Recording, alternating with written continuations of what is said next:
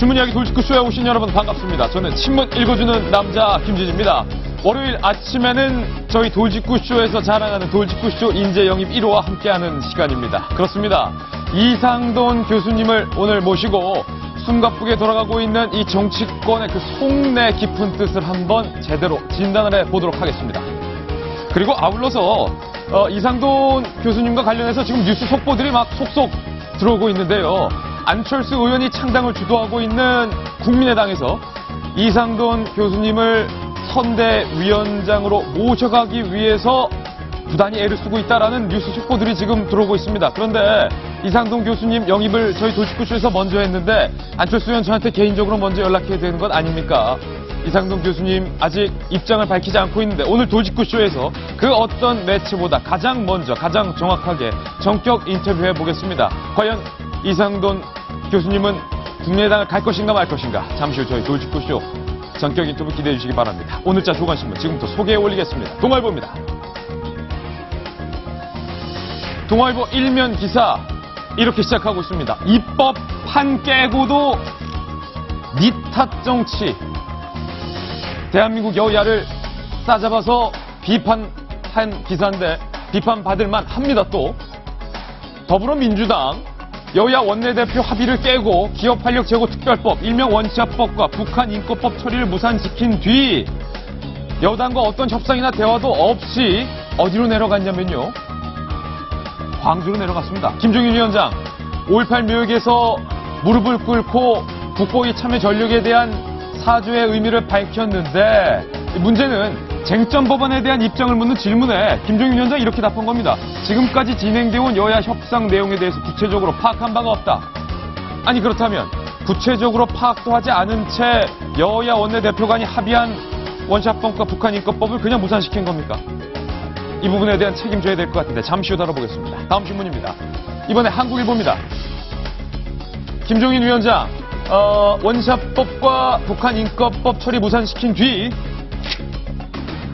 5.18 민주묘지에서 무릎을 꿇고 참배를 하고 있는 그런 모습 보이고 있습니다. 첫 지방 행보로 광주를 찾았습니다. 역시 전두환 전 대통령의 국보위 참여 논란 때문인데 5.18 묘지에서 무릎을 꿇고 호남 보듬기 행보에 나선 것이라는 풀이가 많습니다. 그런데 그 뒤에 이종걸 원내대표의 표정이 유독 참담해 보이는 이유는 무엇일까요?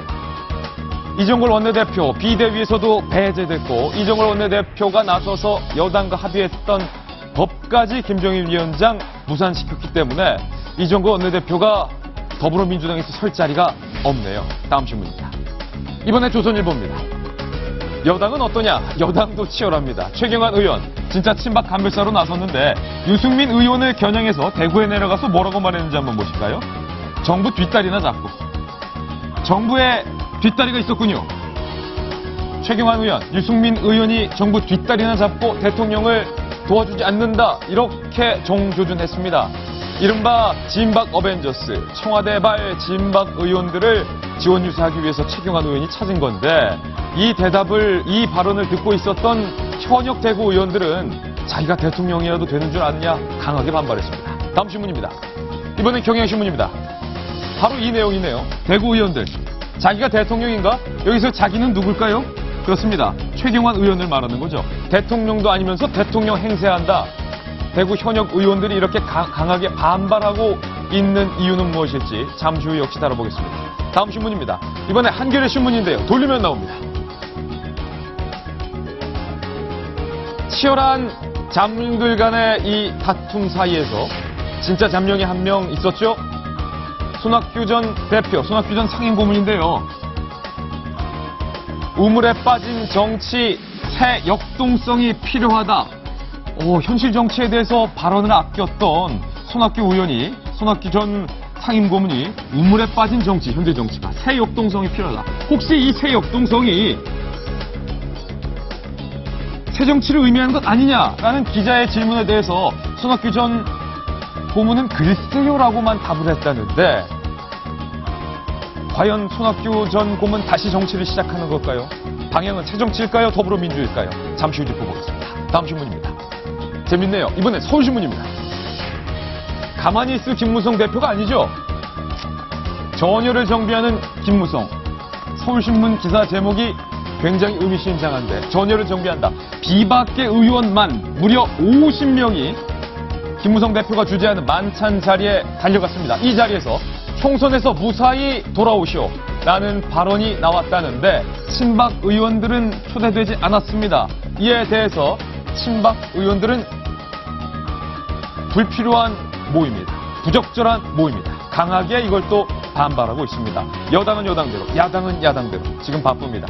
다음 신문입니다. 이번에 중앙일보인데요. 역시 돌리면 나옵니다. 여야가 이 총선 준비하느라 바쁜 사이 이 경제활성화법이라든지 북한인권법은 제대접을 받지 못하고 있는데 만평 실렸습니다. 민생정책회담 설 전에 하자라고 안철수 의원이 홀로 밝혔지만 카운터 파트너인 새누리당과 더민주당은 이 자리에 없네요. 설 전이 아니라 썰전만 하게 생겼습니다. 네, 오늘 신문 이야기 돌직구쇼. 굵직굵직한 정치 현안들 다양하게 준비되어 있습니다. 오늘도 돌직구쇼는 여러분을 위한 쇼입니다.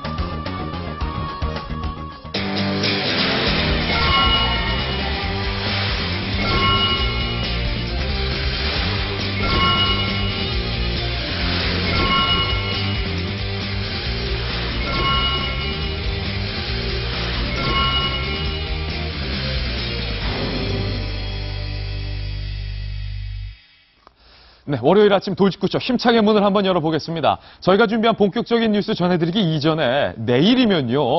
청와대에 계신 박근혜 대통령의 생일입니다. 그런데 박 대통령의 생일을 하루 앞두고 아주 특별한 생일 선물이 청와대로 도착을 했다는데 과연 대통령이 어떤 선물을 받았을지요? 제 옆에 준비해봤습니다. 함께 보시죠. 박근혜 대통령이 받은 선물. 내일이 생일인데 박 대통령이 직접 페이스북에 올린 내용입니다. 함께 보실까요?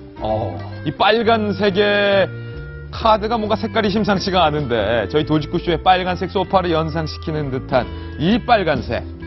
제가 한번 읽어보겠습니다. 중국의 많은 분들이 한국 대통령인 저에게 많은 관심과 사랑을 보내주신 데 진심으로 감사드립니다. 박 대통령 계정입니다. 직접 올리신 건데 올해도 잊지 않고 올해도 작년에도 받았다 이거죠? 소중한 마음과 정성이 담긴 선물로 축하해주신 중국의 근해연맹. 중국에 있는 박근혜 대통령 팬클럽 이름이 근해연맹이었군요. 근해연맹 여러분들의 마음을 늘 간직하겠습니다. 멀리 있지만 서로 마음을 통해 신뢰를 보내주시는 근해연맹 여러분. 새해에는 축복과 기쁨이 함께하는 한 해가 되길 바랍니다. 언젠가 여러분들과 함께할 가치 있을 시간이 있기를 기대하면서라면서 중국에 있는 팬클럽인 근해연맹 팬클럽 단원들이 보낸 이 카드, 한글로 근해연맹이라는 말, 그리고 생일 축하합니다 라고 써져 있네요. 해피 벌스데이. 박 대통령이 환하게 웃고 있는 고운 사진과 함께 또 이 중국인들이 좋아하는 빨간색 카드에 생일 카드도 도착했고요. 그 밑에 보면 박 대통령의 12장의 사진이 담겨있는 1월부터 12월까지 박 대통령의 사진으로 장식되어 있는 탁상용 달력. 새해니까 탁상용 달력 필요하죠? 대통령의 집무실, 청와대 집무실에 아마 있을 것으로 보이고 이런 감사 연하장까지 보냈다는데 정성희 위원님, 역대 대한민국 대통령 중에 중국의 팬클럽이 있고 또 그 팬클럽 이름이 연맹이라는 이름을 갖고 있고 그 중국 팬클럽이 선물까지 보내는 대통령은 아마 박근혜 대통령이 유일할 것 같아요. 유일할 것 같죠. 예. 64페이지의 사진첩이라고 그러는데 왜 64페이지인지 아십니까? 64페이지요? 예. 64페이지의 화보집에 대통령의 지난해 월별 사진하고 생일 축하 편지, 자작시들을 실었는데요. 박 대통령이 내일 64번째 생일이랍니다. 내일이 박 대통령의 64번째 생일이라서 네, 맞춰서 아마 64페이지짜리 사진첩을 보내신 것 같고. 사진첩이 굉장히 두껍네요. 이거. 네, 그렇습니다. 사실 박 대통령 중국에서 인기가 상당하죠. 대단하죠. 우선 박근혜 대통령이 정치인으로서 또 한 인간으로서의 스토리가 남다르죠. 남다르다. 그 자체의 남다른 스토리가 굉장히 매력적이고요.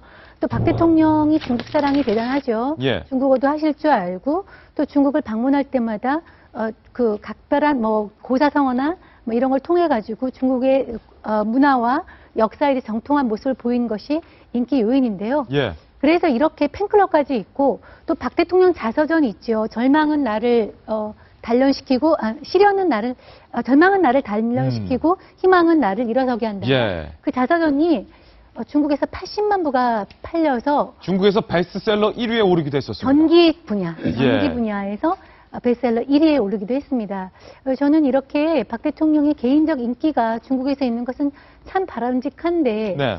이것이 한중 관계나 또 외교적인 성과로 이어지는 것은 좀 과제인 것 같습니다. 예, 마지막에 의미심장한 말을 덧보태셨는데 윤태곤 실장님, 일단 대통령이 중국에서 참 인기가 많은 것은 사실인데 그러니까 이게 그리고 근해 연맹이라든지 중국 네티즌들만의 짝사랑이 아닌 게 정 예. 의원님도 말씀하셨지만 박 대통령이 2015년, 2016년 연달아서 중국 인민망에다가 새해 신년 메시지를 보냈어요. 아, 그랬군요. 2015년은 영상 메시지 보내고 2016년 글로 썼는데 우리 국민들한테는 그냥 이제 포멀한 이제 신년 예. 인사로 대신했는데 오히려 약간 더 친근한 모습. 거기서 중국말로 뭐 작년 올해 연속해서 신년 콰이러 완스루이 이제 중국말 해봤습니다. 아, 그렇습니다. 신년 신년 쾌락 만사 여희. 예. 새해에는 즐거워지고 만사가 뜻대로 되라. 이런 방금 것까지. 중국어는 금방 지나갔어요. 네. 신년 콰이러 완스루이. 예.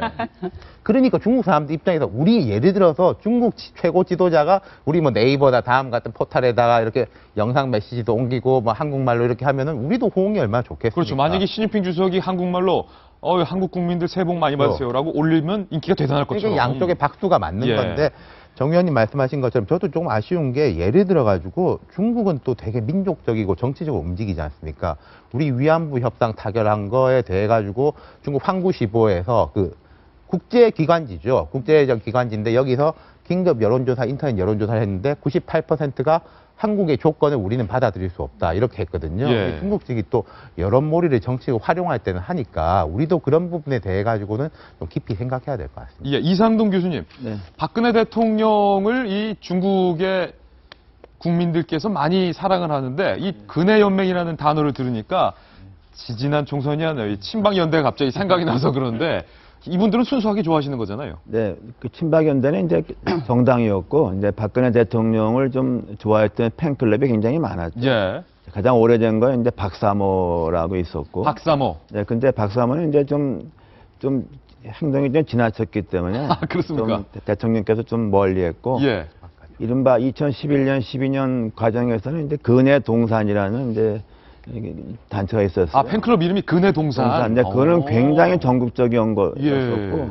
상당히 그 대통령께서 이제 후보 때나 또는 전에 이제 때도 이제 가을에 김장 봉사, 예. 김단장에 봉사할 때 그 사람들이 다 돈 모아서 봉사하고 뭐 그랬어요. 제일 실체가 제일 컸죠. 근해동산이 이제 네네. 김장 때 같이 네. 김장도 도와주시고. 그런 것도 하고 예. 또 예를 들면 평창 행사 갔을 때 뭐 그냥 버스 몇 대 가서 예. 응원도 하고 했는데 좀 유감스러운 것은 대통령이 당선되고 나서 이 회원, 이 단체들을 이끌어온 회장 임원들을 청와대에서 티타임 한번 할 기회가 없었어요. 아, 네, 그랬군요. 그래서 많은 사람들이 좀 섭섭해하는 부분도 있습니다. 팬클럽 분들이 많이 섭섭해하신다. 네, 그런 부분이 있습니다. 그러니까 소통 문제가 계속 되고 있는데 이 팬클럽에서도 소통 문제를 좀 겪고 있네요, 김 의원님. 네, 뭐 그렇게 보여질 수도 있는데 어쨌거나 지금 중국에서 굉장히 뜻깊은 생일 축하 메시지를 보낸 것 아니겠습니까?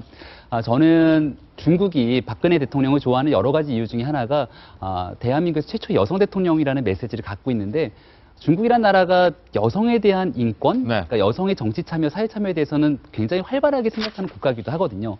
그런 측면에서 박근혜 대통령이 대한민국의 대통령으로 당선돼서 보여준 그런 메시지들을 굉장히 응원하는 측면이 있는 것 같고. 예.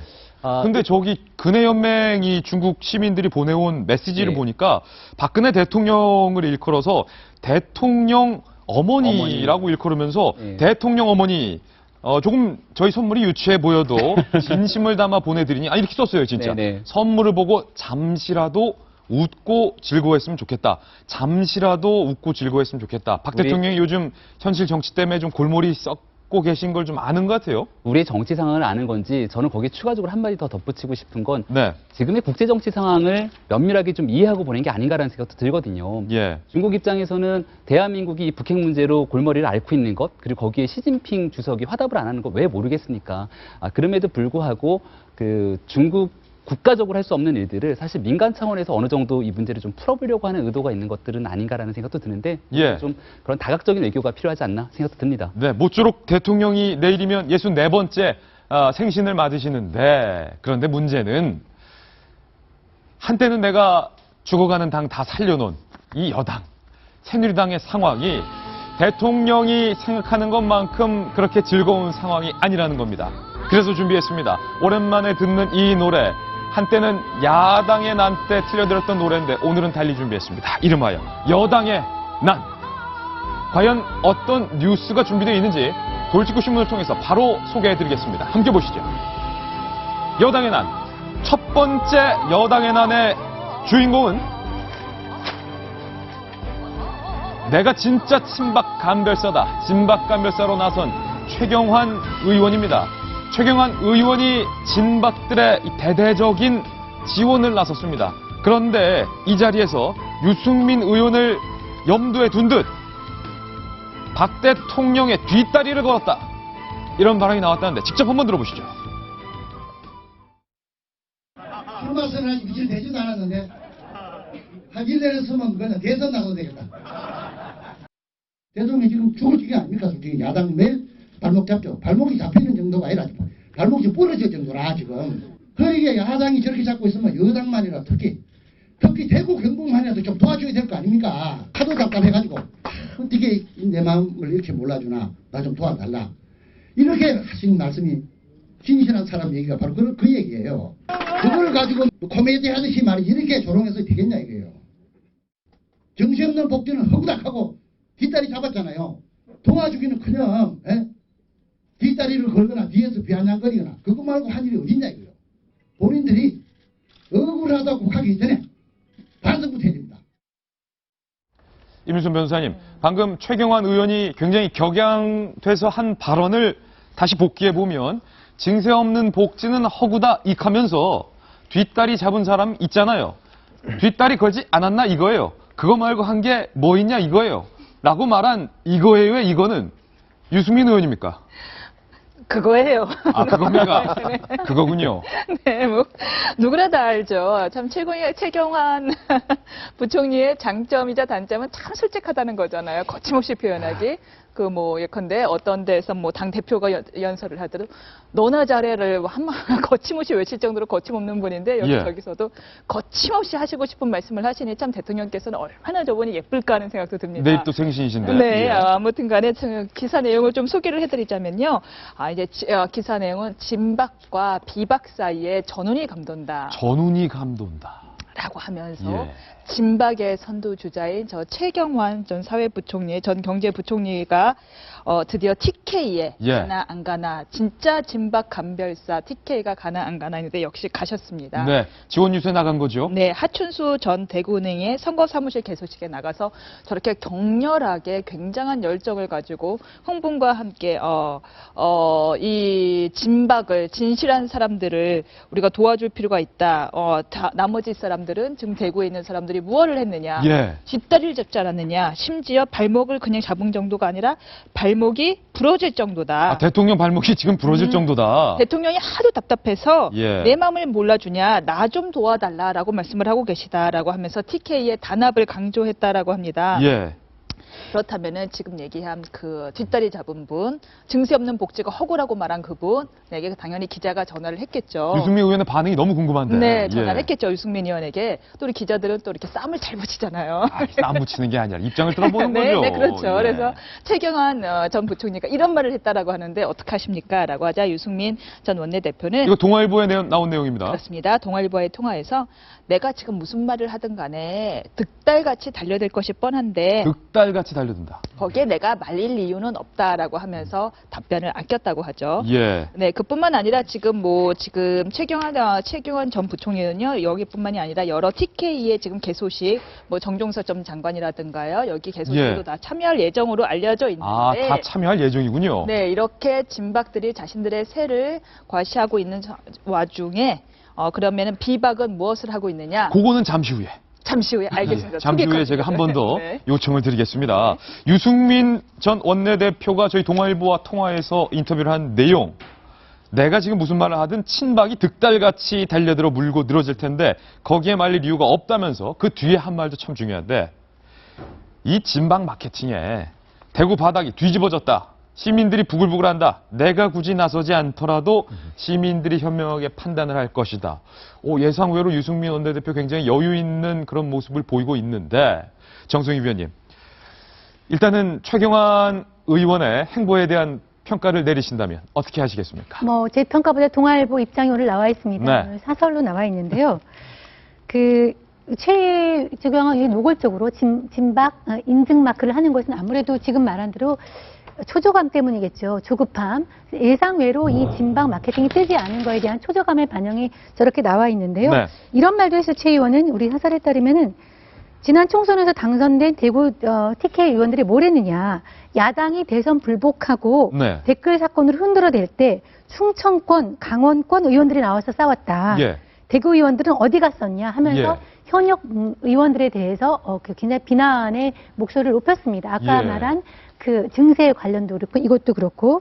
그래서 이제 지원 사격을 하는데 여기에 대해서 동아일보는 좀 이렇게 비판적입니다. 우선 현역 의원 물갈이에 대해서 그 진박 의원들을 띄우면서 하는 그 TK 정서, TK 대구 정서를 자극하는 것이 옳지가 않다. 옳지가 않다. 또 이 지금 현재 현역 의원들을 공천한 사람 누구냐? 지금 현역 의원들 비판하고 있는 현역 의원들 누가 추천했냐 이거예요. 박근혜 대통령과 또 당시에도 상당한 영향력을 가졌던 최경환 의원 아니냐? 예. 누워서 침뱉기 아니냐? 누워서 침 뱉기다. 별로 보기 좋지 않다. 그러면서 이 해법을 청와대에 이렇게 하고 있습니다. 예. 이게 뜨는 이렇게 현재 그 TK 지역에서 뛰고 있는 진박 정종석 장관이나 최경환 의원들 하고 있는 거 말릴 수는 없지만 그걸 정리하는 것은 역시 청와대인데 청와대가 침묵하고 있으니까 이러는 거 아니냐. 예. 대통령이 약간 자제시킬 필요가 있다. 이렇게 주문하고 있습니다. 그래서 청와대 관계자에게 저희 동아일보 기자가 또 전화를 연결해 봤습니다. 청와대 관계자의 발언은 최경환 의원이 말하고 있는 게 지금 현재 대구 지역의 민심 아니냐. 뭐 잘하고 있다고 본다. 청와대에서는 기뻐하는 분위기인데 조금 전 저희가 최경환 의원 영상에서 보여드린 내용 중에 김병미 전 의원님 네. 이런 말이 있습니다. 이 자리에 서니까 내가 대선이라도 출마할 수 있을 것 같다라고 웃으면서 쪼크를 날렸는데 네. 최경환 의원이 뒷다리나 붙잡고 있다라고 비난을 했던 현역 대구 의원들 네. 뭐라고 말했습니까? 이에 대해서. 오늘자 신문에 기사 제목이 이렇게 나와 있습니다. 대구 의원들 자기가 대통령인가? 라고 했는데 아마 대구 현역 의원들이 얘기하는 거겠죠. 발끈했네요. 네, 여기서 말한 자기가는 아마 최경환 현재 의원을 얘기하는 거고요. 자기가 대통령이냐? 네, 여기 이제 실명을 밝히기가 조금 꺼림칙했나 봅니다. 그러면서도 실명은 못 밝히는. 니은 의원, 디귿 의원으로 나오는데 네. 여기서 말한 기억 의원은 국회의원이 무슨 일을 해야 되느냐라고 묻는 게 도리지. 자기가 부총리 할 때 예산 투쟁할 때 자기를 옹호했냐 아니냐를 갖고 따지면 되겠느냐. 예. 그러니까 쉽게 말해서 대통령 뒷다리를 잡느냐 아니냐의 문제가 아니라 최경환 부총리 뒷다리 잡느냐 아니냐를 가지고 싸우면 어떡하냐라고 얘기를 하고 있고요. 그거 갖고 싸우면 되냐? 예. 그리고 또 다른 의원은 밖에서 보면 이게 다 친박, 비박 싸움 아니냐. 그렇죠. 자꾸 한쪽으로 일방적으로 지원하는 모양새를 갖추면 결국 공멸하게 될 거다라는 예. 얘기들을 하고 있는데 여기 대해서 아까 우리 변호사님 얘기처럼 가장 중요한 게 대구 지역의 그럼 유승민 원내대표는 뭐라고 입장 표명하느냐인데 말을 굉장히 아끼고 있는 상황입니다. 네, 여기까지가 시청자 여러분 신문에 나온 내용입니다. 지금부터는 신문에 나오지 않은 기사 이면에 있는 내용으로 한번 들어가 보도록 하겠습니다. 자, 이제 기사 내용으로 들어가 볼 텐데 이상득 교수님. 지금 어쨌든 대구 지역이 상당히 뜨거운 핫플레 있습니다. 청와대와 이 최경환 의원, 친박 의원들이 이른바 진박 어벤져스라고 해서 정종석 장관 등 6명을 내려보냈고 그 상대자들은 현역 국회의원들이고 한때는 박근혜 대통령의 사람들이라 불렸던 사람들이 한판 대결을 펼치고 있는데 경선에서 청와대에서 내려보낸 6인방이 살아남겠습니까? 아니면 유승민계로 분류된 현역 의원들이 살아남겠습니까? 지금 경선을 제대로 치르냐 하는 것도 지금 불확실하죠. 예. 왜냐하면 전략공천, 우세공천 이런 게 남아 있고요. 지금 굉장히 좀 관심사가 대구 아닙니까? 대구죠. 대구에서 그 여론을 주도하는 것은 우뚝 선 신문이 대구 매일신문입니다. 대구 매일신문이다. 최근 몇 달 동안에 사내 그야말로 칼럼, 사내 칼럼이죠. 외부 칼럼이 아니고. 네. 사설 등으로서 이른바 진박을 굉장히 비판적으로 썼고 그렇습니까? 그게 어마어마한 그 반응을 일으키고 있고 예. 심지어 온갖 잡새가 날아든다는 우리나라 그리고 온갖 잡박이 날아든다는 이런 것이 예. 거기 지면에 오를 정도가 되어 있습니다. 지면에 나온 내용 그냥 읽어주신 거예요. 네, 그거를 또 뭐냐 그러면 대구의 이른바 식자층에서 예. 정말 이거 읽으니까 속이 시원하다는 그런 분위기가 있어요. 예. 그래서 일각에서는 이러다가는 1996년 대구 선거의 재판이 되는 게 아니냐. 1996년 대구에서는 어떤 일이 있었습니까? 대구에서는 그 당시 이른바 자민련이 석권을 했죠. 예. 그런 말하자면 제3지대 말하자면 이런 유권자가 한 20년 만에 폭발한 게 아니냐. 이런 좀 또 걱정 같은 걱정이죠. 이런 것도 좀 나오고 있습니다. 예. 그 배경은 뭐냐? 이번 총선에서 새누리당이 압승하는 것은 기정사실 아닙니까? 그렇습니까? 그렇죠. 그 더불어민주당이 들으면은 기분 나쁜 말 아닙니까? 근데 그건 현실로 봐야 되면 야당이 분열됐기 때문에. 예. 그러니까 어떻게 말하자면 지난 2012년은 박근혜 대통령이 위험했습니다. 전폭적으로 지지했죠. 예. 지금은 그렇지 않고 저거 아주 너무하지 않느냐. 특히 호가호위하는 집단 너무한다. 예. 그리고 과연 지금 뭐 장관 수석이 과연 뭐 한 게 있느냐 예. 이런 정서가 있죠. 그래서 뭐 대구 식자층에서는 이번 선거는 대구에 자존심이 걸린 선거다. 대구에 자존심이 걸렸다. 예, 그건 말하자면은 특히 최소한도 2명은 국회에 가야 된다. 예. 그 2명은 여러분 다 아실 거예요. 예. 최소한 예. 이런 분위기가 있습니다. 유승민 의원 외에 한 명일 것 같은데 좀 더 들어가 보겠습니다. 정치구단 윤태곤 실장님. 보세요. 청와대와 친박 의원들이 진박 어벤져스 6명을 정말로 강하게 밀고 있습니다. 동아일보 사설 제목에 비판 기사가 뜨든 말든 상관 않고 당선만 시키면 된다라는 모양새처럼 정말 강하게 밀고 있는데 만약에 이들이 살아남지 못하고 소위 뒷다리를 잡았다라고 일컬음을 받았던 유승민계 의원들, 현역 의원들이 살아남는다면 청와대로서는 정말 체면구기는 일 아닙니까? 그렇죠. 그래서 이제 두 가지를 말씀드리고 싶은 게요.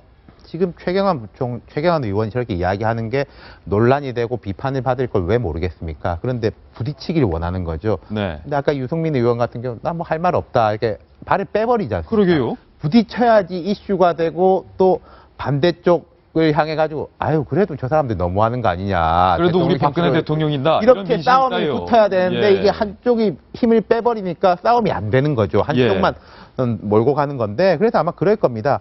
어제부터 해가지고 저 설 연휴 직전까지 쭉 모여 있거든요. 개소식 행사가. 최경환 의원 계속 그런 말을 할 것이고 우리가 이렇게 방송에서 계속 말해 주길 바랄 겁니다. 아, 그렇군요. 그래야지 이슈가 되고 설 민심의 밥상 위에 올라가는 게 있고 두 번째로 잠깐 그 재밌었던 게 네, 어떤 거요? 국정원 댓글 사건 같은 경우에서 막 싸울 때 대구 의원들이 뭐 했느냐, 강원도, 충청도 의원들이 앞장섰다.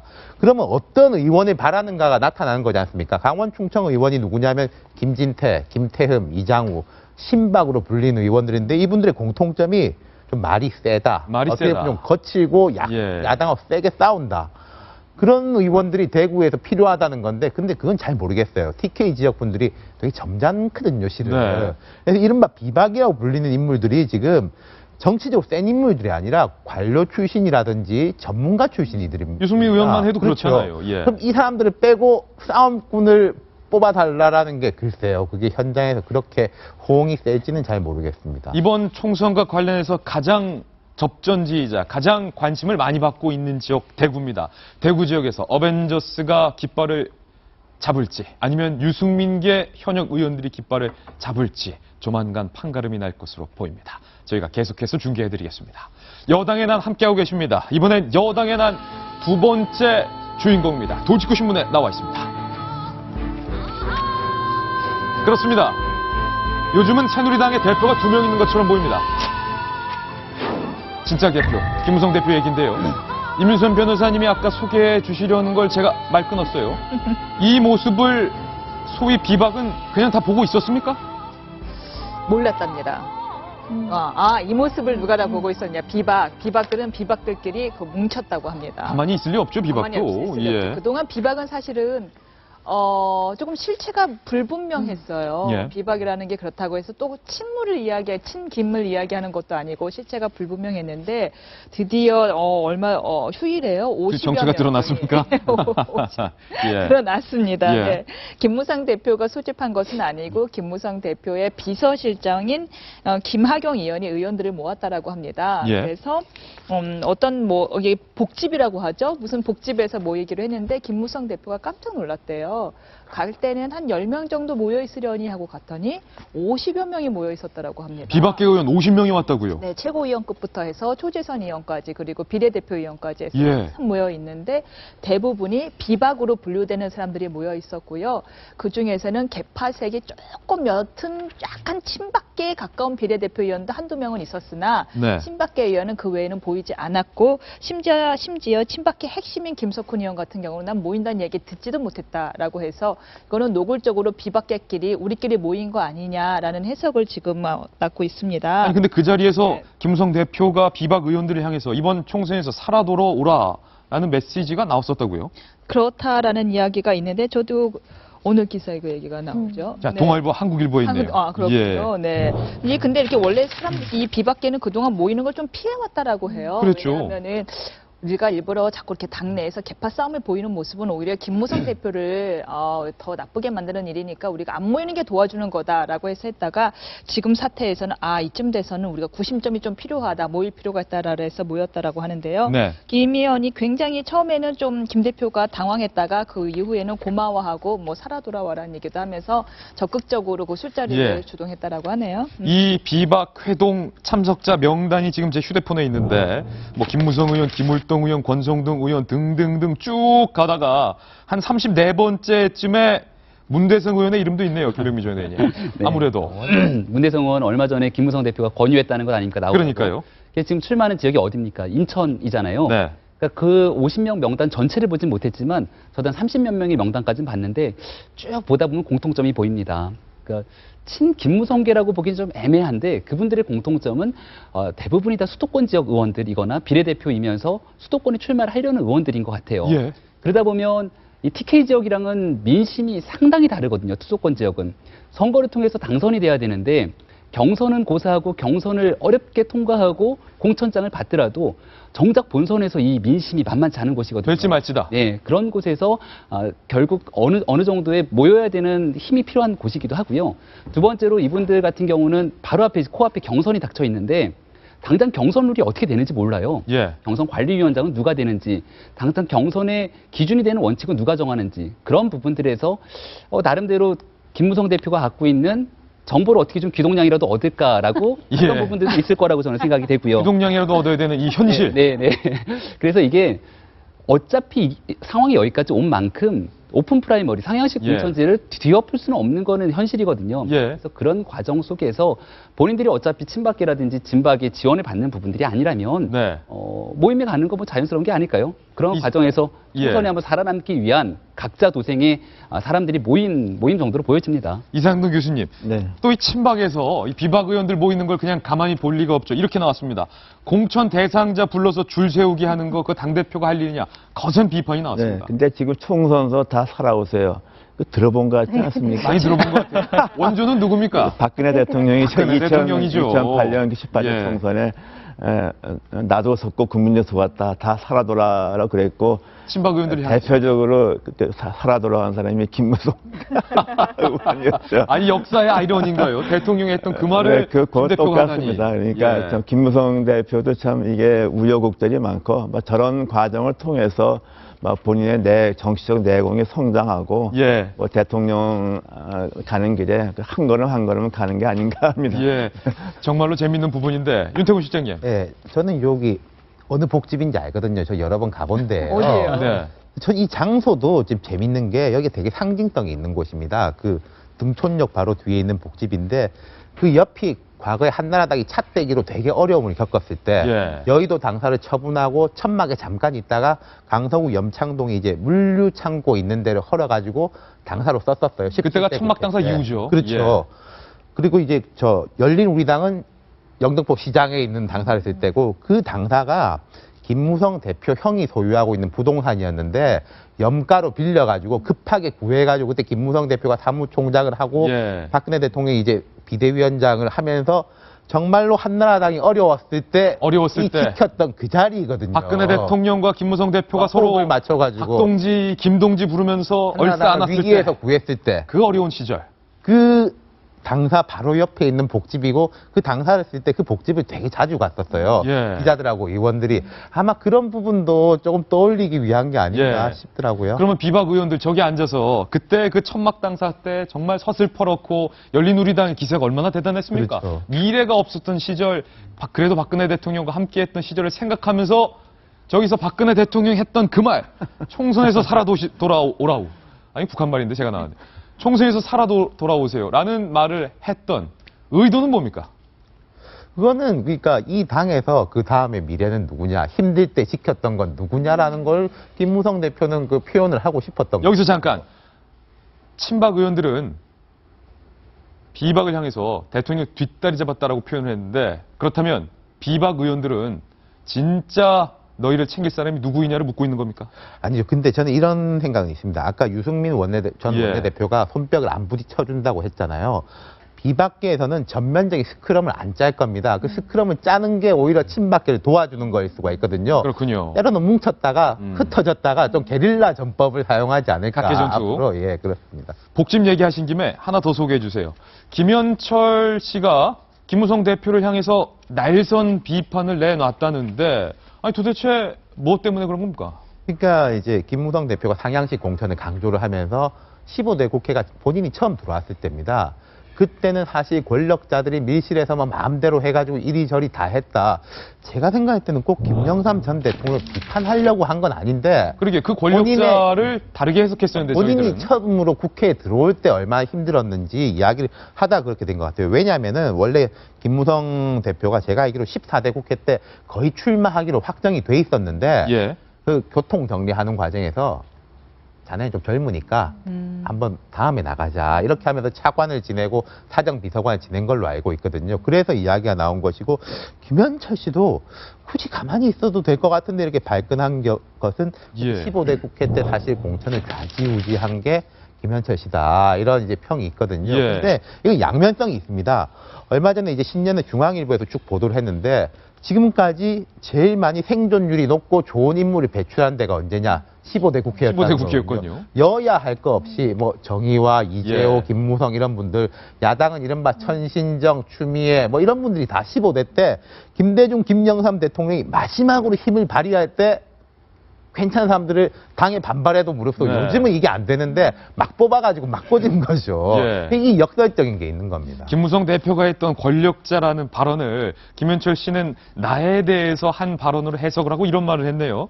정치적 아들이라는 사람이 부친의 무덤에 침을 뱉나라고 김무성 대표를 겨냥해서 강한 비판의 말을 했는데 이해가 안 되는 건 아니 방금 윤태곤 시장님도 말했던 것처럼 김현철 씨가 이렇게까지 비난을 할 일은 아닌데 그 권력자 사실은 딴 사람 지칭한 말인데 이런 반응이거든요. 지금 약간 김현철 씨가 과잉 해석을 간 것 같아요. 이 김무성 대표가 그 했던 이 말은 동아일보 인터뷰에서 한 말인데요. 그 뭐 YS 재임납시 공천에 관련해서 뭐 공천에 대해서는 당시 소통용으로 불렸던 김현철 씨가 많이 개입했다는 거 뭐 다 아는 거 아니겠습니까? 그거에 대해서 뭐 부끄러워 말하지 못할 정도로 비민주적이고 탈법 행위가 있었다라고 동아일보 인터뷰에서 말한 거를 이제 본인을 겨냥했다고 생각을 한 건데 그거는 뭐 앞뒤 맥락을 보면은 예. 지금 현재 공천, 밀실 공천, 전략 공천의 문제점을 지적을 하고 본인이 지금 하고 있는 상향식 공천, 오픈 프라이머리를 지지하기 위한 근거로 말한 것이지 예. 김현철 씨를 특별히 비난하기 위해서 한 거는 아닌데 본인이 약간 과도하게 해석한 것 같아요. 예, 오해가 있으셨군요. 이번에는요, 여당의 난에 이어서 이번 총선 때 출마를 선언한 두 분의 뉴스를 저희 돌직구 신문에 나란히 준비를 해봤습니다. 돌직구 신문 함께 보시죠.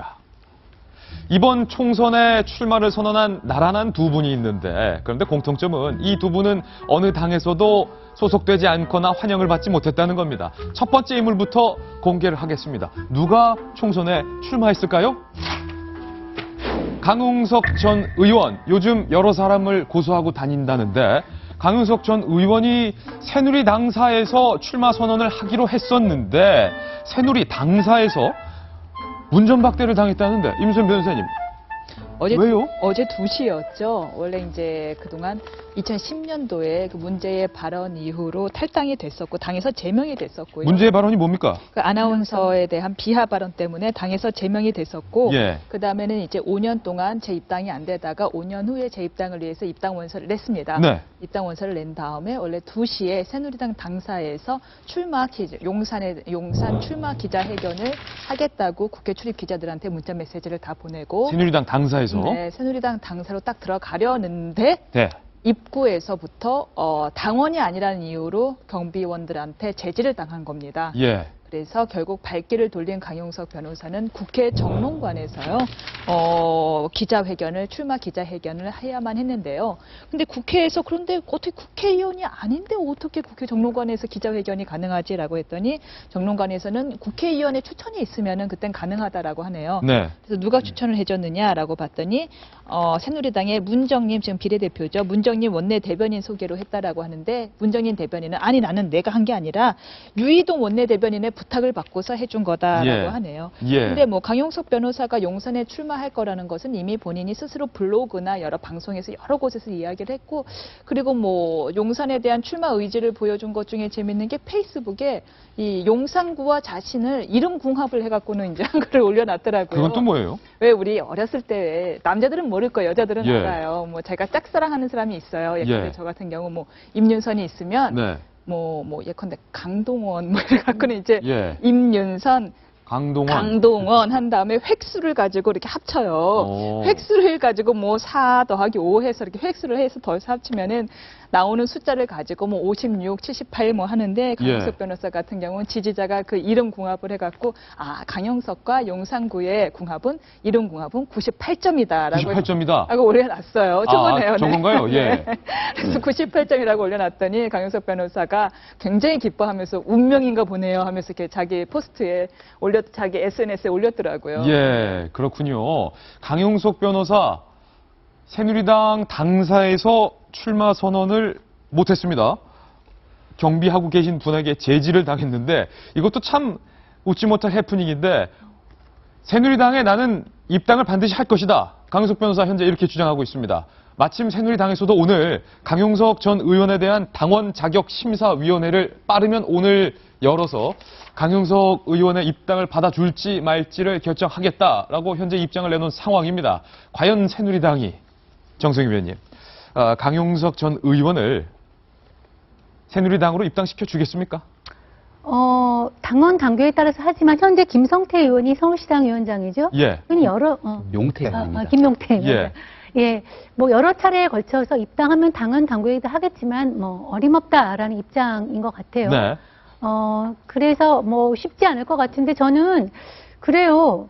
뭐 출마할 수 있을 것 같은데 아직 그 입당도 안 됐는데 당사를 이용하겠다는 거는 좀 저의 상식으로는 이해가 좀 안 돼요. 부적절하다. 입당도 안 됐는데 당사에서 출마 선언을 하겠다는 것 자체가 이해가 안 된다. 그렇죠. 예. 일단은 입당이 된 다음에 거기서 하는 게 순서가 맞고요. 그게 수순이죠. 그게 예, 상식이죠. 예. 그런데 그렇게 넘겨서 하는 거는 당한테 상당히 부담이 된다는 생각이 들고요. 예.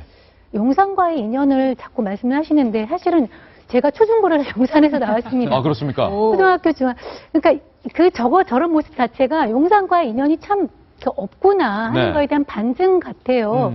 그러니까 초등학교나 중학교나 뭐 안대희 뭐 전 대법관 중학교를 승문중학교에서 나와서 뭐 마포에 출마한다. 뭐 이해가 되는데 참 그 연결고리가 빈약하니까 네. 저렇게 이름자까지 해가지고 궁합을 하는구나 이렇게 예. 해서 저건 지지자가 올렸어요. 네, 지지자가 아니 그러니까 지지자가 올린 거를 이렇게 자기가 다시 한 것 같은데 올렸으니까. 좀 여러 가지로 그런 모양새가 본인이 한 뭐 용산에 예. 출마하거나 새누리당 입당하는데 좀 여러 가지 논거나 근거가 좀 빈약한 거에 대한 네. 반증이 아닌가 이런 생각이 드네요. 지금 많은 유권자와 국민들이 새누리당의 선택을 지켜보고 있습니다. 새누리당 싱크탱크 여의도연구원 소속인 김병민 전 의원님, 네. 바로 돌직구 질문 드리겠습니다. 자, 강용석 전 의원, 당시 제명됐을 이유가 여성 아나운서들을 성적으로 비하하는 그런 내용을 자기 입으로 말을 했기 때문에 네. 아나운서 협회에서 상당한 반발이 있었고 아나운서뿐만 아니라 많은 대한민국 여성들이 이에 대해서 불편한 마음이 있었기 때문에 당에서 제명받았던 것 맞죠? 맞죠. 맞죠. 그리고 네. 두 번째, 제명이 당한 이후 강용석 전 의원의 행보를 가만히 보면 언론에 올랐던 것이 그렇게 좋은 뉴스로 오르진 않았습니다. 이른바 파워블로거 도도맘 씨와의 부적절한 관계가 있는 것 아니냐라는 의혹이 일었고, 이 의혹을 해명하는 과정에서 강용석 전 의원의 발언이 앞뒤가 다른 발언들, 이른바 거짓말 논란으로, 제가 왜 이렇게 또박또박하게 팩트만을 말씀드리는지에 대해서는 많은 시청자분들이 더 잘 아실 거라고 생각하는데, 구설수가 올랐던 인물인데 새누리당에서 입당을 받아주는 겁니까? 한 가지 빠뜨린 게 있는데요.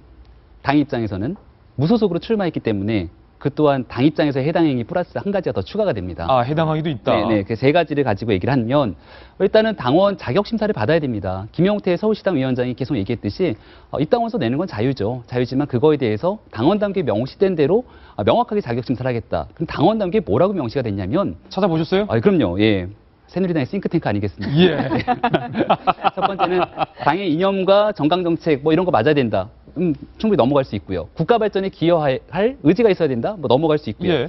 문제는 세 번째랑 네 번째인데 세 번째가 조금 거시기해요. 새누리당 당원 당규 네. 세 번째 조건이 뭡니까? 품행이 깨끗한 자여야 한다. 품행이 깨끗한 자여야 예, 된다. 여기에 대해서는 뭐 시당에서도 열심히 그 나름대로 심사를 하겠지만 많은 국민들의 눈높이에 맞춰 심사할 수밖에 없지 않겠는가 그렇겠죠. 생각이 되고요.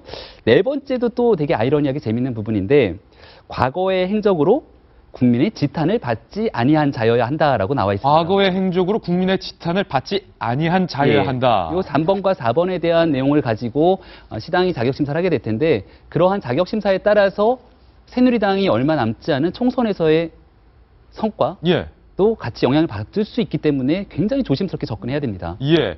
새누리당이 이르면 오늘 입당 원서를 받을지 말지를 결정한다고 했는데 지금 들어보니까 3번과 4번 조항을 굉장히 따져서 입당 원서를 받아줘야 될 것 같아요. 새누리당의 결정에 아마 주목할 것 같은데, 그런데 이 출마를 하겠다는 용산 지역이요, 윤태곤 실장님, 누가 현역 의원인고 하고 찾아봤더니 진영 의원이에요. 진영 의원이 원조 멀박이죠. 예, 원조 멀박. 그 복지부 장관을 하다가 그 정책적인 부분에서 이건 대선 공약과 다르고 나도 이거 할 수 없다라고 애초에 그 장관직을 스스로 박차고 나온 예. 분 아닙니까? 그래도 이제 진영 의원은 참 원내에서나 지역에서나 평판이 좋은 이른바 이제 신사로 불리는 의원인데 강용석 변호사는 그런 생각인 것 같아요. 어떤 진영 생각이요? 의원을 별로 좋게 안 볼 것이다. 청와대에서. 생각에서.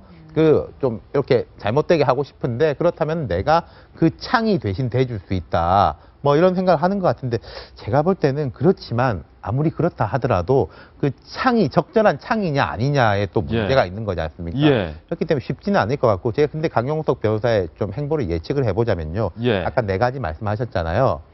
실명을 걸 겁니다. 누구는 과연 과거의 행적을 국민의 지탄을 받지 아니한 자인가. 예컨대 지도부에도 보면은 과거 뭐 정치 자금이라든지 예. 불구한 사람들 수두룩 있는데 이런 나에게만 사람들 돌을 받아주고 던지냐. 내가 더 잘못한 거냐라는 식으로 아마 노이즈 마케팅 세게 할 가능성이 있으니까 새누리당 예. 입장에서는 참 뜨거운 감자인 거죠. 뜨거운 감자다. 진영 의원을 과연 청와대에서 어떻게 바라볼까? 좋게 평가할 것인가 말 것인가? 에 문제가 있는데 이른바 친박 의원들이 지원 사격을 해줄 가능성에 대해서 윤태곤 시장님이 지금 언급을 하신 건데 실제로 임일성 그런 변호사님. 해석이 있었죠. 예. 왜냐하면 강용석 변호사도 어제 그 당사 출입을 저지당한 다음에 내가 정치를 몇 년을 했는데 당원이 아니면 당사에 들어간다는 것을 못 들어간다는 것도 몰랐겠느냐라고 반문을 했거든요. 그러니까 즉 나는 들어간다고 믿을 만한 무언가의 구석이 있었다라는 뉘앙스를 풍겼고 그리고 이어서 한 종편과의 전화 인터뷰에서도 오늘 최고위를 봐라 하면서 큰 소리를 쳤거든요. 예. 라고 해서 혹시 뒤에 친박들의 지원이 있는 것 아니냐라는 의혹이 있는데 저는 그게 현실적으로 이렇게 맞아 보이진 않아요. 예. 왜냐하면 강용석 변호사 같은 경우에는 예전에 뭐 음주 SNS를 한 경우도 있지만 그것보다도 일단 김무성 대표랑 굉장히 가까워요. 아, 김 대표랑 가까워요? 네, 그래서 김무성 대표가 토크 콘서트를 하고 할 때 뭐 해양대나 이런 데서 토크 콘서트를 할 때 분명히 강용석 변호사가 거기 무료 사회를 다 봐줬었거든요. 전국을 예. 돌아다니면서 같이 무료 사회를 저 영상에도 나오네요. 네. 그래서 김 대표와의 인연도 강조했었고 또 무엇보다 또 진영 전 장관하고는 경기도 선후배 사이입니다. 예. 그래서 진영 장관을 형님이라고 부른다고 자신이 방송 프로그램에서도 얘기했었고, 진영 전 의원, 구상찬 전 의원, 그리고 강영석 전 변호사가 그 이촌동 술집에서 이 작가에서 술도 종종 자주 같이 마셨거든요. 예. 그래서 설마 뭐 친박의 지원을 받고서 일부러, 그렇다고 보기엔 전 친박과는 좀 거리가 멀어 보이는데 저는 별로 믿기진 않아요. 예. 네. 과연 강용석 전 의원이 새누리당으로 입당을 할 수 있을지, 새누리당 소속으로 출마를 할 수 있을지 많은 사람들이 관심을 지켜보고 있습니다. 강용석 전 의원이 출마를 하고 안 하는 것은 뭐 국민 모두에게나 있는 권리이기 때문에 자유지만, 새누리당의 인재 영입 기준, 그리고 새누리당의 입당 여부를 모든 국민들과 언론들이 지켜보겠습니다. 다음 돌직구 신문입니다. 또 출마 선언을 한 분이 계십니다. 김부선 씨 아니에요? 남방 열사로 불렸던 김부선 씨가 출마 선언을 했습니다. 나는 무소속으로 가장 섹시한 정당을 만들겠다.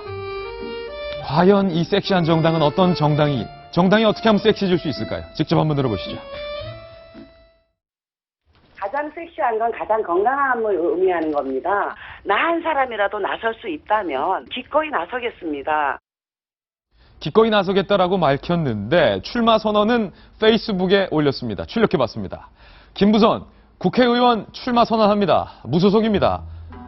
조선에서, 조선 시대 끝난 지가 언젠데, 조선에서 가장 섹시하고 건강한 정당을 만들겠습니다. 번님들 도와주십시오. 어디다 등록해야 하나요? 늦진 않았을까요? 무소속인데 등록을 안 해도 되죠? 공약은 반값 관리비와 아시아에서 가장 아름다운 공동 아파트 정원을 만들겠습니다. 비리 없는 투명한 관리비 회계를 홈페이지를 만들어 실시간 공개하겠습니다. 끝! 간결합니다. 정성희 의원님, 저도 좀 당혹스러운데, 반값 관리비와 아름다운 정원 공약으로 출마 선언을 했습니다. 이거 근데 SNS에 이거 진짜 출마 선언 맞냐? 조금 아닌 것 같기도 해요. 왜냐하면은 끝에 이제 히읗이 있는 걸로 봐서 농반 진반으로 한 것 같은데, 네. 이렇게 이제 밑에 댓글이, 네티즌들의 댓글이 굉장히 열광적이었나 봐요. 그러니까 정말 해도 되나 이렇게 본인이 또 오후에는 그렇게 생각을 한 것 같아요. 약간 왔다 갔다 하시는 것 같아요. 근데 내건 것은 이제 섹시한 정당, 말은 섹시하다고 하지만 매력 있는 정당이라는 뜻인 것 같아요. 사람들한테 다가갈 수 있는 정당, 매력 있는 정당. 그러니까 김부선 씨가 지난번에 그 열량계 난방비 그 폭탄이 나왔을 때 50만 원이 넘게 나왔다고 하죠. 그것 때문에 문제를 제기하면서 소위 뭐 생활진보, 난방열사, 난방열사, 뭐 생활진보, 생활정치의 이제 화신으로 불렸는데요. 그런 문제를 우리가 생활에서 느끼고 있는 문제를 정치의 의제로 가져오는 것은 저는 굉장히 바람직하다고 생각합니다. 예. 뭐 굉장히 우리가 큰 의제나 뭐 국가적인 담론만 가지고 정치를 하는 것은 아니니까요. 그렇지만 저는 이제 이 생활진보 난방 열사로 봤을 때 끝을 좀 보고 싶은데요. 네. 열량계의 어떤 집은 0원이 나오고 본인은 50만 원 넘게 나왔다고 문제 제기를 하면서 이웃과 뭐 또 폭력 다툼도 있었는데 경찰이 그 조사를 한 결과 김부선 씨가 제기했던 그 문제를 제기한 사람은 전원 무혐의 판정이 나왔다고 합니다. 그렇습니까? 예. 그 결론이 무혐의로 예, 판정이 문제가 나왔군요. 없었어요. 그러니까 예. 본인은 그 문제 제기는 굉장히 멋지게 했는데 끝에는 사실 아무것도 아닌 걸로 나왔거든요. 예. 이거에 대해서는 본인이 좀 해명할 필요가, 뭐 정치를 하기 전에 해명할 필요가 있고요. 네. 그다음에 이런 문제 제기를 하지만 결국은 반값 난방비라고 하면 누군가는 내야 되는데 예. 세금으로 내는데 누군가는 내야 되는데 그런 문제에 대해서 얼마나 공부가 되어 있는지는 모르겠습니다. 예, 일단 진심인지 아니면 농담인지가 잘 모르기 때문에 여기까지만 듣고 넘어가겠습니다. 이번엔 저희가 준비한 다음 돌직구 신문을 바로 소개해드리겠습니다. 함께 보시죠.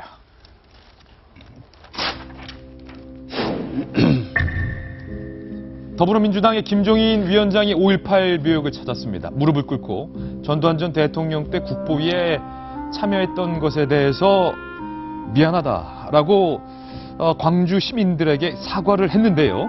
저희가 야당 이야기 준비를 했는데 그 전에 앞서서 지금부터 실시할 인터뷰에 아마도 많은 다른 언론들이 관심을 표할 것 같습니다. 오늘 아침 속보가 들어왔습니다. 안철수 의원이 창당을 준비하고 있는 국민의당에서 선대위원장으로 저희 돌직구쇼 인재영입 1호인 이상돈 교수님을 모셔갈 것을 논의하고 있다. 국민의당 선대위원장의 이상돈 교수가 물망에 올랐다. 라는 뉴스 속보가 전해지면서 저희 도지구쇼 회의를 하면서 이상돈 교수님의 휴대전화기가 정말 불티나게 전화가 올 정도였습니다. 다른 언론들에서 아직까지 발표되지 않고 있는 부분, 과연 이상돈 교수가 국민의당 선대위원장을 갈 것인지 말 것인지에 대한 입장 표명, 저희 돌직구쇼에서 전격 단독 인터뷰하겠습니다. 바로 여쭙겠습니다. 이상돈 교수님, 일단은 제가 먼저 영입을 했기 때문에 안철수 의원이 저에게 개인적으로 전화를 준 적은 없었지만 국민의당 선대위원장으로 지금 물망에 오르고 있는데 국민의당 선대위원장 수락하시겠습니까? 안 하시겠습니까? 그 얘기는 어저께 어떤 방송 뉴스에 나온 것 같아요. 예. 저도 그 뉴스가 나왔다고 저를 확인하는 전화 때문에 저도 알게 됐습니다. 예. 근데 사실 그 직위 이런 것은 잘 모르는 일이고요. 뭐 몇몇 의원들이 좀 도와달라는, 좀 동참해달라는 좀 그런 진실한 좀 요청을 받은 게 있습니다. 국민의당 몇몇 의원들이 도와달라는 진심 어린 요청을 받은 적이 있다. 네, 근데 뭐 제가 뭐 지난번에 안철수 의원 뭐 탈당 전후에서 또 비주류 의원들 소통해서 뭐 이럴 바, 우리 한번 다뤘죠. 뭐 이럴 예. 거면 차라리 갈라서라. 뭐 새로운 정당이 성공하려면 뭐 칼럼도 여러 번 썼고, 좀 저도 뭐 평소에 우리 예. 그 여야 특히 뭐 친박 친노 중심된 두 정당은 참 이게 폐단이 많다. 예. 그걸 바꾸기 위해서는 좀 제3지대 정당이 좀 필요하다는 건 느낀 바도 있죠. 예. 그래서 그 취지가 제가 말해놓은 게 있기 때문에 뭐 모른다는 말을 할 수 없고, 그래서 지금 현재 고민 중에 있습니다. 고민 중에 있다. 그렇다면 선대위원장으로 갈 가능성은 고민 중에 있지만 한 몇 퍼센트, 몇 퍼센트로? 글쎄, 그건 아직 모르겠습니다. 몇 대 제가 몇으로? 굉장히 저도 좀 갈등과 고민 속에 있습니다. 예. 몇 가지 말씀드리겠습니다. 그 고민은 언제쯤 끝이 날 것 뭐, 같습니까? 뭐 시간이 많이 걸릴 것 같지는 않습니다. 그러면은 그 입장을 저희 도지쿠쇼에서 밝혀주시는 걸로. 그 현재로서는 입장이 고민 중인 입장이죠. 예. 만약에 국민의당에서 이상돈 교수님을 선대위원장으로 모셔간다면 자연스럽게 더불어민주당의 이 김종인 위원장과 많은 언론들과 국민들이 극과 극으로 이제 비교해서 볼 수밖에 없을 텐데 그 부분에 대한 부분도 고민을 하고 계신 건가요? 그런 부분도 굉장히 부담이 되죠. 부담이죠. 더군다나 이게 제3정당이라 또는 이제 새로운 정당이 생겼는데 그동안 뭐 두 야당끼리 뭐 좀 이렇게 뭐 좀 우리가 볼 때는 보기 안 좋은 걸로 티격태격해서 두 야당 자체가 좀 상처를 입었지 않습니까? 뭐 이런 건데 저는 그래서 안 된다고 봅니다. 두 개의 어떤 야당이라면 또 선의의 경쟁을 하고 각자 그 지지 기반을 좀 넓혀가야 되는데 지금까지 그런 부분이 좀 잘못됐기 때문에 예. 그래서 지금 국민의당 지지가 많이 내려갔다고 보죠. 예. 그래서 사실은 뭐 저 김정인 위원장이 이끄는 더불어민주당하고 뭐 같이 할 건 같이 가고 같이 할 건 같이 하고. 하고 저는 그래야만 된다고 봅니다. 예. 네. 한 가지 또 걸리는 부분은 네. 사실은 이상돈 교수님과 더불어민주당의 박영선 의원이 굉장히 가까운 사이인 건 뭐 언론에 많이 나왔으니까 박영선 의원은 더불어민주당 잔류를 선택했고 지금 김종인 비대위 체제 비대위원으로서 목소리를 높이고 있는데 만약에 국민의당 이상돈 교수님이 그것도 선대위원장 자격으로 간다면 자연스럽게 박영선 의원과도 각을 세우게 될 텐데. 글쎄요, 뭐 각을 세울지, 뭐 협력을 할지, 그건 어떻게 알겠습니까? 예. 그건 가정이죠. 예. 약간 그걸 떠나서 저는 좀 굉장히 고민 중에 있습니다. 예. 거기까지는 말씀드리겠습니다. 알겠습니다. 다음 주 월요일에 우리가 뵐 수 있는 거예요. 만약에 선대위원장으로 가시면, 글쎄요. 과연, 그러면 근데 한 가지만 더 여쭐게요. 네. 많은 정치인들이 고민 중이라고 말하면, 그거는 오케이란 얘기인데, 교수님은 정치인은 아니시니까, 그렇게 받아들여도 됩니까? 글쎄요, 제가 오죽하면 고민 중이라고 그렇게 말을 해야만 되겠습니까? 예. 여러 가지 생각해 볼 점이 많이 있습니다. 예, 오케이는 아닌 것 같네요. 그건 알아서 해석을 하도록 하겠습니다. 김종인 교수 이야기해야 되는데, 김종인 위원장 이 자리에서 어떻게 말했는지 직접 한번 보시죠.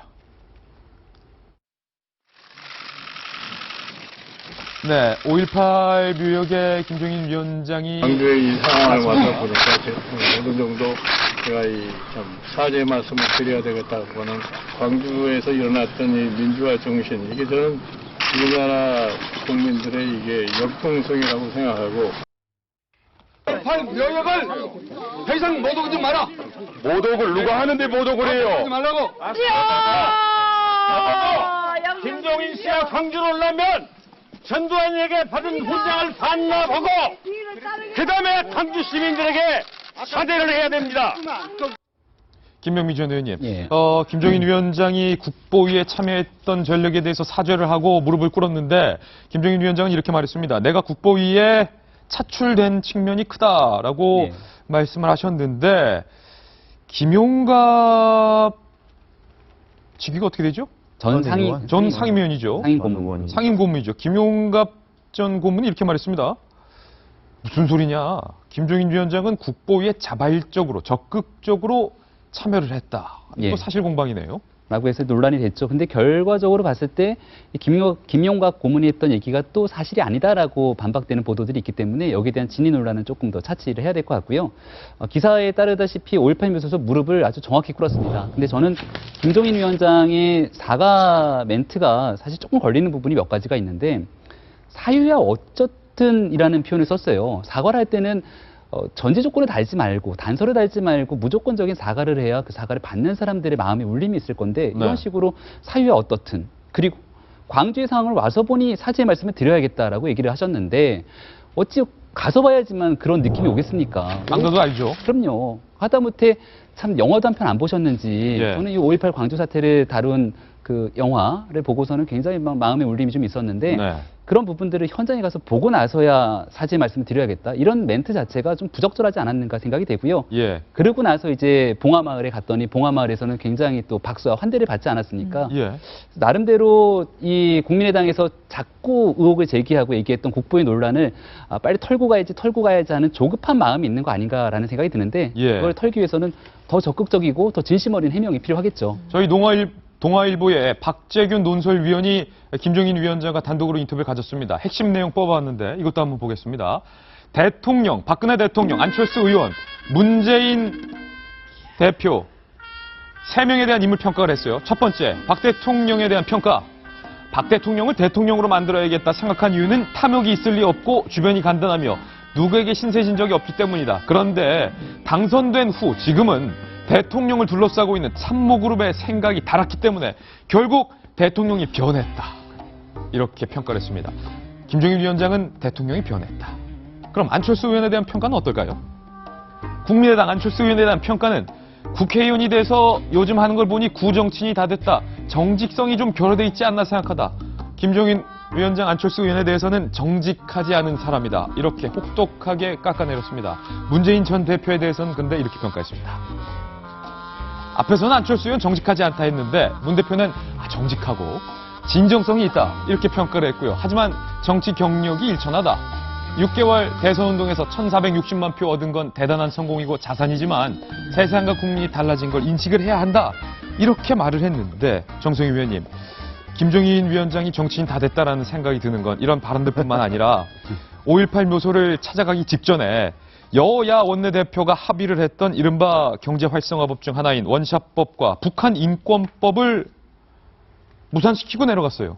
그게 좀 놀랍죠. 제가 맨날 걱정하는 것이 정치라는 건 이제 투쟁이고 권력 싸움이고 그런 것은 뭐 불가피합니다. 권력을 잡기 위해서. 그렇지만 할 일은 하고 싸웠으면 좋겠거든요. 근데 이제 우리가 매일 구태정치라고 옛날에 새정치민주연합을 비판을 할 때 일을 안 하고서 이제 권력 싸움에 몰두한다는 걸 비판을 했는데 더불어민주당이 좀 김종인 그 위원장 치하에서 좀 다른 모습을 보여줄 걸로 기대했는데 예. 첫 모습이 국회 마비, 입법 마비로 출발하는 것은 굉장히 안타깝습니다. 예, 과연 더불어민주당 김종인 위원장이 원샷법과 북한 인권법을 하루 만에 뒤집은 이유가 무엇인지 제대로 밝혀야 될 것 같습니다. 저희는 광고 후에 다시 돌아오겠습니다. 잠깐만요.